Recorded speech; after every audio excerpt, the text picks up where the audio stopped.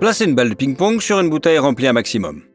Retournez la bouteille et non seulement la balle ne tombe pas, mais elle retient l'eau à l'intérieur. On peut même la tourner.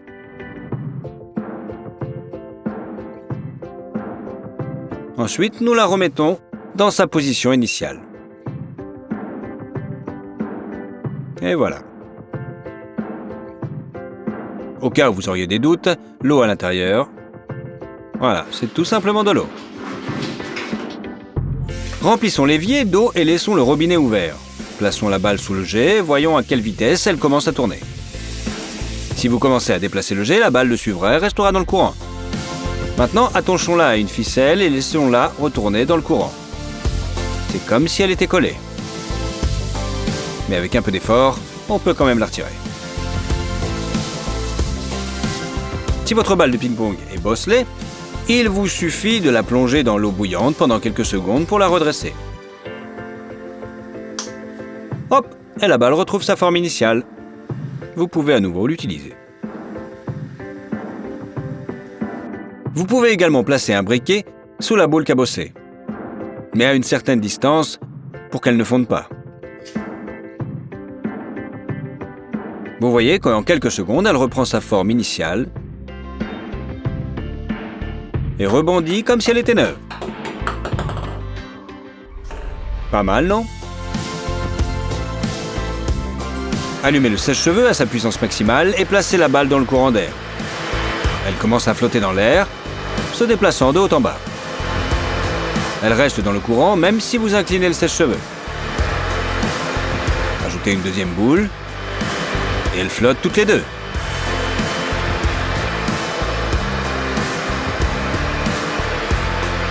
Mettez un rouleau de papier toilette au-dessus et elle s'envole brusquement à travers le rouleau.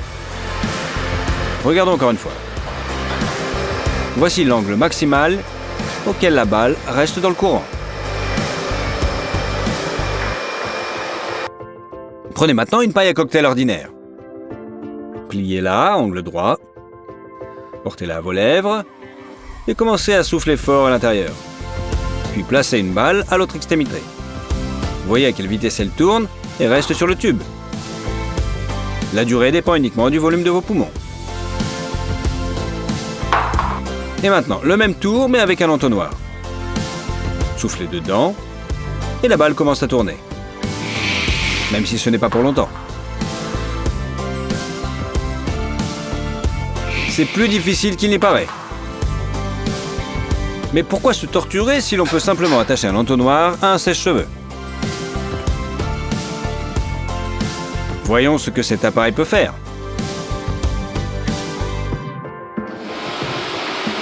Ne mets pas la balle trop loin de toi. Place-la aussi près que possible et elle se met à tourner à toute vitesse. Waouh!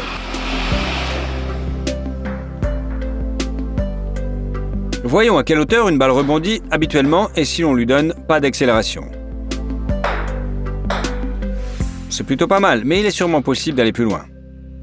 Bien sûr que c'est possible. Prenez un verre d'eau plate. Il ne doit pas être trop grand. Juste assez pour que la balle soit au centre et qu'elle flotte.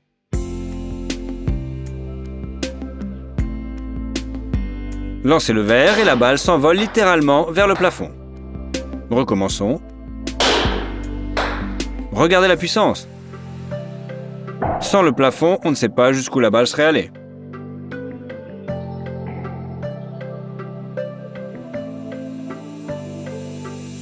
Avez-vous déjà mis le feu à une balle de ping-pong? Comparons son processus de combustion à celui du papier. C'est une flamme puissante. Elle la fait même bouger. La balle brûle tellement plus vite que le papier, qui l'eût cru? Impressionnant, dites-moi. À ne pas recommencer chez soi.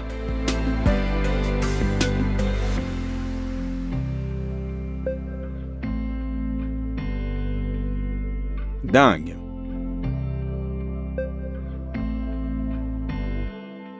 Nous prenons maintenant une balle et la découpons en petits morceaux à l'aide de ciseaux.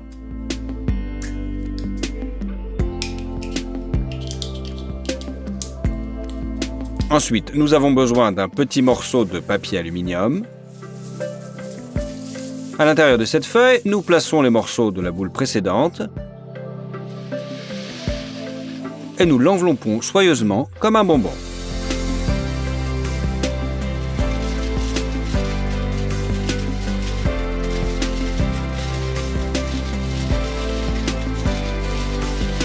Ensuite, nous appliquons une autre couche de papier aluminium,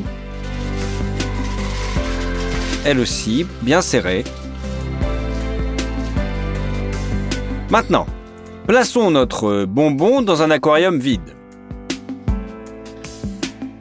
Mettons le feu et commençons à chauffer progressivement la feuille d'aluminium jusqu'à ce qu'il y ait soudainement de la fumée.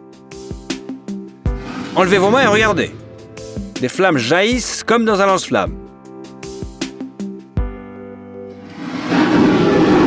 Voyez-vous comme c'est beau au ralenti? Mais surtout, n'essayez pas ça chez vous. C'est comme avoir un vrai dragon cracheur de feu dans un aquarium.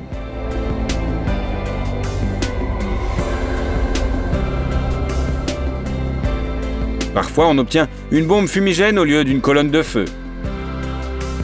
Mais je trouve ça cool aussi. Pas mal, non ?